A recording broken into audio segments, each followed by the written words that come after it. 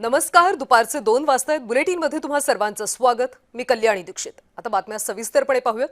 पहिली एक महत्त्वाची बातमी. ज्येष्ठ अभिनेत्री उषा चव्हाण यांनी शासकीय पुरस्कार परत केलेत. पुरस्कार ठाण्यातल्या आनंद आश्रमामध्ये परत केलेत. निकाल बाजूने लागून सुद्धा न्याय मिळत नसल्याची त्यांची तक्रार आहे. उपमुख्यमंत्री एकनाथ शिंदे यांची भेट घेणार आहेत. 1980 ते 90चा काळ रुपेरी पडद्यावर गाजवणाऱ्या ज्येष्ठ अभिनेत्री उषा चव्हाण यांना शासनाकडून मिळालेला व्ही शांताराम जीवन गौरव पुरस्कार त्यांनी ठाण्यातल्या आनंद आश्रम या ठिकाणी येत आनंद दिघे यांच्या प्रतिमेसमोर परत केला.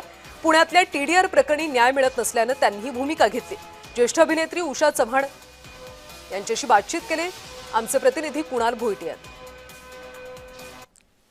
1980-90चा जो काळ आहे हा सुवर्ण काळ गाजवणाऱ्या उषा चव्हाण ह्या सध्या माझ्यासोबत आहेत.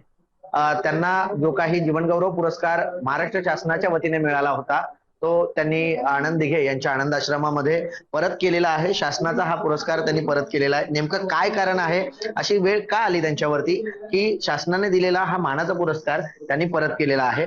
काय नेमकं कारण आहे हा जो पुरस्कार आहे तो तुम्ही परत केलेला आहे? त्याचं कारण की पुण्याच्या कॉर्पोरेशनने आमच्या पाठीत खंजीरच खुपसलेला असं समजा.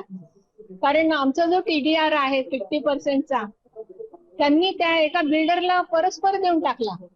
आमची सही नाही, काय नाही, किंवा आम्हाला बोलवलं नाही त्या लोकांनी. डिस्कस करा तुम्ही, कारण मला मुलगा आणि मला एक सावत्र पण आहे. त्या दोघांमध्ये असं डिस्कस करून तो टीडीआर कितीचा कोणाचा हिस्सा वगैरे त्याप्रमाणे ते वाटण्याचा हायकोर्टने निकाल दिलेला आहे. आणि हायकोर्टने निकाल दिला तर त्याला आम्ही प्रामाणिकपणे सगळं मान्यता देणारच ना. आणि तो त्यांना दाखवला, ते कागद सगळे दाखवले, तरी सुद्धा त्या कॉर्पोरेशनच्या ते कोण मगाशी आयुक्त त्यांच्या नाकाशी माशी आले ना. ते काही उत्तर द्यायला तयार नाही, ते काही पुरावे द्यायला तयार नाही, किंवा कुठली कागदपत्र द्यायला तयार नाही. शिंदे साहेबांची मी भेट घेणारच, कारण ते हक्काचं माणूस आहे आमचं. आणि आमची तक्रार त्यांच्याकडे करणार ना. कुठे जाणार कुठे आपण परदेशी आहोत का? आपला देश सोडून आपण दुसरीकडे जाणारच नाही ना. जे हक्काचं आहे तिथे कानावर घालायचं. आणि इथं यायचं कारण हे गुरु आहेत त्यांचे, ते कानावर माझ्या अगोदर घालतील.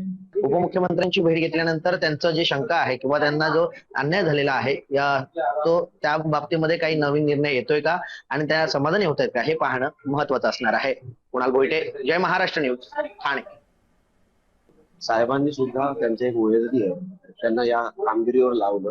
त्यांनी कमिशनर श्री राम साहेब जे आहेत पुण्याचे त्यांच्याशी पण चर्चा केली.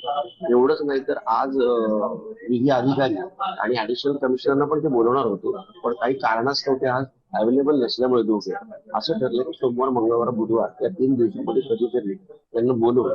हे काय आहे नेमकं प्रकरण याची एकदा माहिती घेऊ आणि त्यांच्यावर अन्याय होणार नाही हे 100% आपण बघू असं साहेबांनी मला सांगितलं, आश्वासन दिलेलं आहे.